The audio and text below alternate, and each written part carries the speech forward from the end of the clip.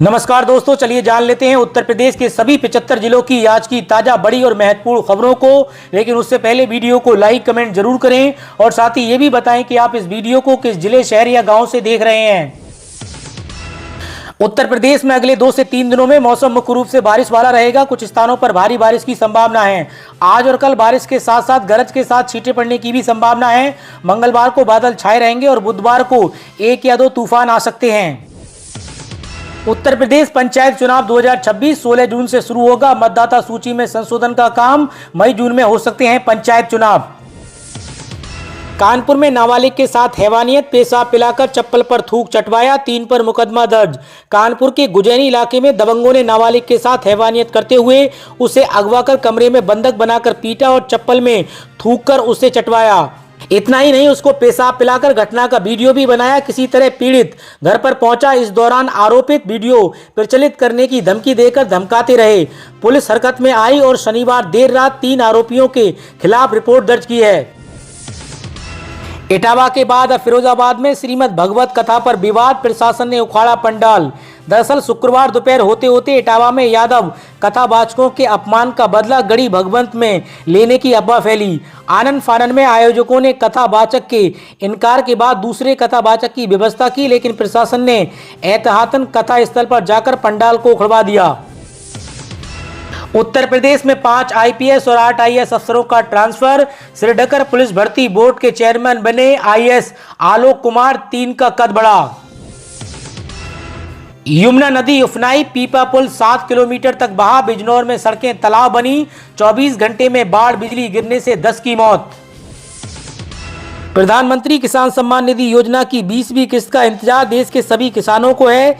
20वीं किस्त के 2000 रुपए किसी भी वक्त खाते में आने की घोषणा सरकार की ओर से हो सकती है। साथ ही आपको बताते चलें, पीएम किसान योजना का जो पैसा आपके खाते में आता है उसमें बहुत ही मामूली अंशदान से आप 60 वर्ष की उम्र के बाद हर महीने 3000 रुपए पेंशन पा सकते हैं। आपको बस अपने किसान सम्मान निधि से 55 से 200 रुपए हर महीने के हिसाब से कटवाने हैं। इसके बाद 60 साल की उम्र होते ही आपको पेंशन मिलना शुरू हो जाएगी। मतलब आपको अपनी जेब से कुछ भी देने की जरूरत नहीं है। सरकार से मिले पैसों से ही सरकार की ओर से मिलने वाली पेंशन का इंतजाम हो जाएगा।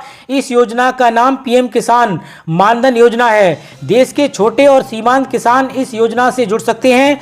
अगर आप पीएम किसान सम्मान निधि योजना का लाभ ले रहे हैं तो आप इस योजना के लिए पात्र हैं। 18 से 48 वर्ष की उम्र के किसान इस योजना के लिए आवेदन कर सकते हैं।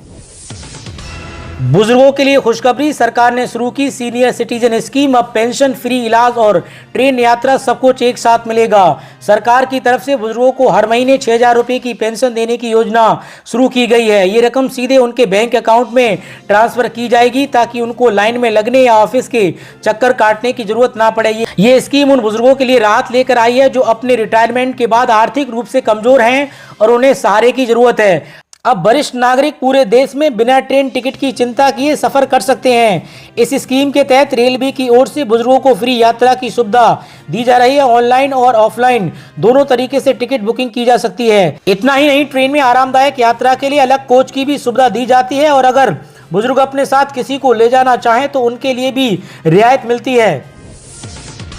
अब 12 साल में मिलेगी पूरी पेंशन। 8वें वेतन आयोग में सरकार देगी बड़ा तोहफा। 8वें वेतन आयोग में सरकार लंबे समय से चला रही कमिटेड पेंशन की मांग पर विचार कर सकती है। इसे 15 साल से घटाकर 12 साल तक किया जा सकता है। अगर ऐसा होता है तो इससे लाखों कर्मचारियों और पेंशनरों को फायदा होगा। वर्तमान में अगर कोई सरकारी कर्मचारी रिटायर होता है तो उसे 15 साल बाद पूरी पेंशन का लाभ मिलता है। उत्तर प्रदेश की योगी सरकार पंचायत चुनाव से पहले ग्राम पंचायतों में बड़ी पहल की है। हर गरीब तक सरकारी योजनाओं को पहुंचाने के लिए अभियान चलाया जाएगा। इसके लिए 1 जुलाई से 30 सितंबर तक यूपी के सभी ग्राम पंचायतों में अभियान चलाया जाएगा।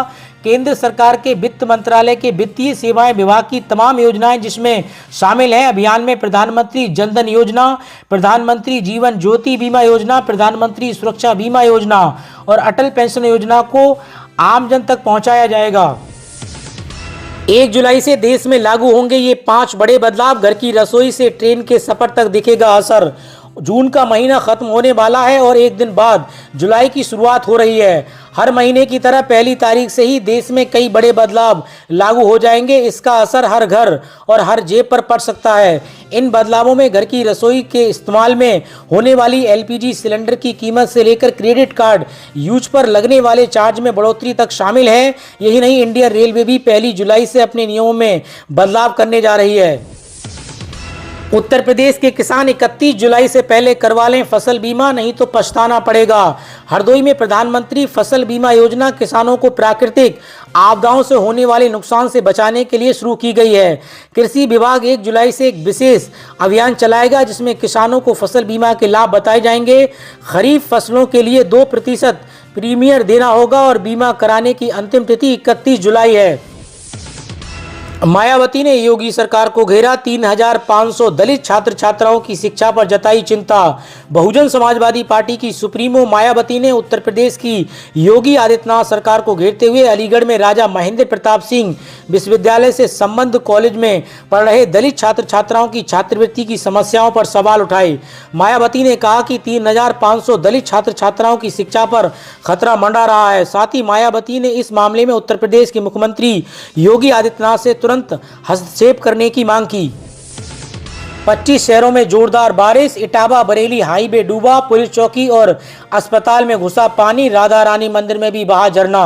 उत्तर प्रदेश में मानसून सक्रिय हो गया है। मथुरा, लखनऊ, वाराणसी समेत 25 शहरों में रुक रुक कर बारिश हो रही है। फर्रुखाबाद में इतनी बारिश हुई कि इटावा बरेली हाईवे पर 2 फीट तक पानी भर गया। लोहिया अस्पताल के इमरजेंसी गेट तक पानी पहुंच गया है।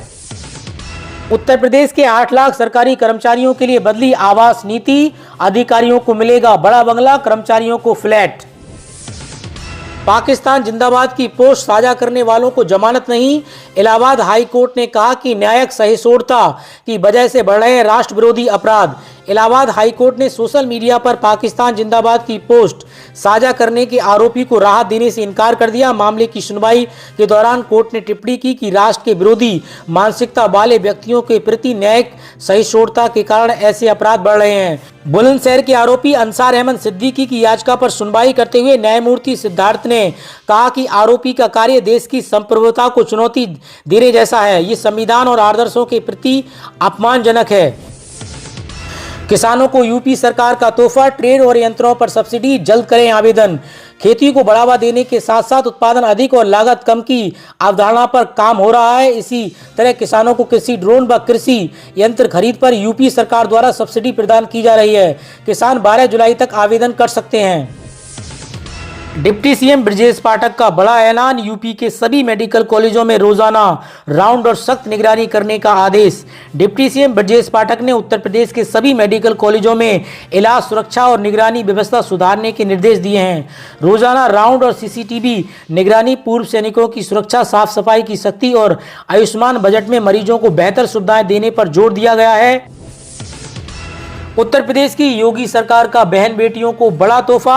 मुख्यमंत्री कन्या सुमंगला योजना के तहत उत्तर प्रदेश सरकार बेटियों को शिक्षा और सशक्तिकरण के लिए 25,000 रुपए की आर्थिक सहायता दे रही है। ये राशि 6 किस्तों में मिलती है। ये योजना बीजेपी सरकार बनने के 2 साल बाद 1 अप्रैल 2019 को शुरू की गई थी। इस योजना का मुख्य उद्देश्य बेटियों को सशक्तिकरण और शिक्षा को बढ़ावा देना है, जिससे बेटियों के सपने को एक और पंख मिल सके और अपने जीवन में उड़ान भर सकें। कथावाचकों पर अखिलेश यादव बोले, अंडर टेबल मोटी फीस लेते हैं धीरेन्द्र शास्त्री, बुलाने की हैसियत सब में नहीं। अखिलेश यादव ने कहा कि देश में कई कथावाचक हैं जो 50 लाख रुपए फीस लेते हैं। उन्होंने कहा कि आम आदमी की हैसियत नहीं है कि धीरेन्द्र शास्त्री को बुला लें। अखिलेश यादव ने कहा कि आप उनको अपने घर कथा के लिए बुलाएंगे तो वो अंडर टेबल मोटा पैसा लेते हैं। अखिलेश के रात भर वाले बयान पर राजभर का पलटवार, बोले ये रात भर सत्ता का सपना देखते हैं, जब तक सुभाषपा एनडीए के साथ है उन्हें सत्ता नसीब नहीं होगी। समाजवादी पार्टी के प्रमुख अखिलेश यादव ने कहा कि ओपी राजभर नहीं रात भर हैं, ये रात भर पाला बदलने के बारे में सोचते रहते हैं। अखिलेश के बयान के बाद राजभर ने पलटवार किया है। उन्होंने कहा है कि सुभाषपा सत्ता का दरवाजा है, उसी से अखिलेश यादव सत्ता में घुसने के लिए परेशान हैं। जब तक सुभाषपा एनडीए के साथ है उन्हें सत्ता नसीब नहीं होगी। चंद्रशेखर आजाद हाउस अरेस्ट, समर्थकों ने पुलिस की गाड़ियां तोड़ी, महिला बच्चे घायल, पुलिस ने लाठी भांजकर भीड़ को खदेड़ा। गोरखपुर की साहिबा बानो ने खुशी बनकर जबलपुर के इंद्र तिवारी से की शादी। दोनों सुहागरात मनाने गए, आगे की कहानी हिला देगी। मध्य प्रदेश के जबलपुर में रहने वाले इंद्र कुमार तिवारी की शादी नहीं हो रही थी। उनके पास 18 बीघा जमीन थी, मगर शादी नहीं होने से और वंश नहीं बढ़ने से वह परेशान थे। ऐसे में वह कथावाचक अनिरुद्धाचार्य के यहाँ चले गए। उन्होंने बाबा जी को अपनी परेशानी बताई। शादी नहीं होने और 18 बीघा जमीन होने की बात उन्होंने कथावाचक अनिरुद्धाचार्य से भी कही। इसके बाद बाबा और इंद्र कुमार तिवारी के बीच हुई बातचीत वायरल हो गई, मगर इसी बातचीत की वजह से इंद्र कुमार तिवारी की हत्या कर दी गई। प्रबंधक ने शिक्षिका को स्कूल से निकाला। कथावाचक कांड के बाद जातिवाद का शिकार हुई महिला टीचर। इटावा के दांदरपुर में यादव और ब्राह्मण समुदाय के बीच हुई हिंसा के बाद एक विधवा शिक्षिका ने रेणु देवी अपनी नौकरी गंवा बैठी हैं। सोशल मीडिया पर वायरल वीडियो के कारण उन्हें जातिगत हिंसा से जोड़ा गया और उन्हें स्कूल से निकाल दिया गया। रेलवे में भर्ती की नौकरी की तलाश कर रहे उम्मीदवारों के लिए बड़ा अपडेट सामने आया है। आरआरबी टेक्नीशियन भर्ती का नोटिफिकेशन जारी हो चुका है। डिटेल नोटिफिकेशन उपलब्ध हो चुकी है, जिसमें पात्र, चयन प्रक्रिया, वेतन, एप्लीकेशन प्रोसेस और वैकेंसी से संबंधित जानकारी विस्तार से दी गई है। 28 जून से आवेदन प्रक्रिया शुरू हो चुकी है। योग्य और इच्छुक उम्मीदवार 28 जुलाई 2025 तक ऑनलाइन आवेदन पत्र भरकर जमा कर सकते हैं। रिक्त पदों की संख्या 6238 है। पैसा निकालने वाले करोड़ों ग्राहकों के लिए बड़ी खबर। एक्सिस बैंक ने अपने सेविंग्स और ट्रस्ट अकाउंट के लिए लगाए जाने वाले फीस में बदलाव का ऐलान किया है। ये नई फीस 1 जुलाई 2025 से लागू होगी। बैंक ने एटीएम ट्रांजैक्शन पर लगने वाली फीस को बढ़ा दिया है, जो कि एक्सिस बैंक के एटीएम के साथ साथ अन्य बैंकों के एटीएम पर भी लागू किया गया है। 1 जुलाई से पहले जैसा नहीं रहेगा ट्रेन की ऑनलाइन तत्काल टिकट बुक कराना। भारतीय रेलवे ने ऑनलाइन तत्काल ट्रेन टिकट बुकिंग के लिए नए नियम लागू करने का ऐलान किया है। 1 जुलाई 2025 से IRCTC की आधिकारिक वेबसाइट और मोबाइल ऐप से तत्काल टिकट बुकिंग के लिए केवल उन यात्रियों के लिए उपलब्ध होगी जिन्होंने अपने IRCTC यूजर प्रोफाइल से आधार नंबर लिंक कर सफलतापूर्वक ऑथेंटिकेशन हो गया है। ICICI के करोड़ों ग्राहकों के लिए बड़ी जानकारी। जुलाई में बैंक के फैसले से पड़ेगा आप पर असर। ICICI बैंक ने अपने कुछ सेवाओं के लिए सर्विस चार्ज में बदलाव का फैसला किया है। बैंक के ग्राहकों को अब डिमांड ड्राफ्ट में गैर ICICI बैंक के ATM से किए जाने वाले ट्रांजैक्शन, चाहे वो मेट्रो हो या नॉन मेट्रो शहर, कैश जमा और विड्रॉल सेवाओं और डेबिट कार्ड शुल्क में बढ़े हुए चार्ज का सामना करना पड़ेगा। ये नए शुल्क 1 जुलाई 2025 से प्रभावी होंगे। संघ लोक सेवा आयोग UPSC ने 27 जून 2025 को एक आधिकारिक अधिसूचना जारी की है, जिसमें scientific officers, specialist, deputy director, legal officers, junior scientific officer सहित अन्य कुल 241 पदों पर भर्तियों का ऐलान किया है। इन पदों के लिए ऑनलाइन आवेदन की प्रक्रिया 28 जून 2025 से शुरू हो चुकी है और आवेदन की अंतिम तिथि 17 जुलाई 2025 तय की गई है। इच्छुक और योग्य उम्मीदवार UPSC की आधिकारिक वेबसाइट UPSC Gov.in पर जाकर आवेदन कर सकते हैं। लखनऊ समेत 40 से अधिक जिलों में 4 से 5 दिनों तक भारी बारिश। मौसम विभाग ने जारी किया अलर्ट। लखनऊ में पिछले 2 दिनों में तेज धूप के कारण उमस भरी गर्मी थी, लेकिन शनिवार को हल्की बारिश हुई। मौसम विभाग ने अगले 4-5 दिनों तक 40 से अधिक जिलों में भारी वर्षा की चेतावनी दी है। मानसून की सक्रियता बढ़ने से जुलाई के पहले सप्ताह में अच्छी बारिश की संभावना है और वज्रपात का भी अलर्ट है। चंद्रशेखर आजाद को गांव जाने से रोका। भीम आर्मी के कार्यकर्ताओं ने काटा बवाल, वाहनों में तोड़फोड़। प्रयागराज के करछाना में भीम आर्मी के अध्यक्ष चंद्रशेखर आजाद के इसोटा गांव न पहुंचने पर कार्यकर्ताओं ने हंगामा किया। सर्किट हाउस में रोके जाने से नाराज कार्यकर्ताओं ने पुलिस पर पथराव किया। अन्य गाड़ियां भी तोड़ी। महिलाओं के साथ अभद्रता और पब्लिक के साथ मारपीट की गई। स्थिति तनावपूर्ण बनी हुई है। तीसरी शादी का खौफनाक अंत। वाराणसी में घर में मिली पति की लाश, पत्नी बेटी फरार। वाराणसी के शिवपुर थाना क्षेत्र में 35 साल के युवक विकास कुमार की संदिग्ध मौत के बाद सनसनी फैल गई। तीसरी पत्नी रिया पर हत्या का शक जताया जा रहा है, जो घटना के बाद अपनी 10 साल की बेटी के साथ फरार है।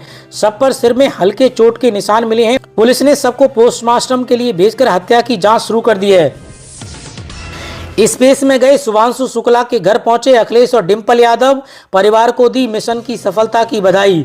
समाजवादी पार्टी के राष्ट्रीय अध्यक्ष अखिलेश यादव और उनकी पत्नी डिंपल यादव रविवार को अंतरिक्ष यात्री ग्रुप कैप्टन शुभांशु शुक्ला के घर पहुंचे। उन्होंने शुभांशु शुक्ला के एक्सोम 4 अंतरिम मिशन में ऐतिहासिक उड़ान की सफलता पर परिवार को बधाई दी। तो दोस्तों, उत्तर प्रदेश से जुड़ी आज की खबरों में इतना ही। और अधिक खबरें जानने के लिए आप यूपी न्यूज 92 के साथ जुड़े रहिए।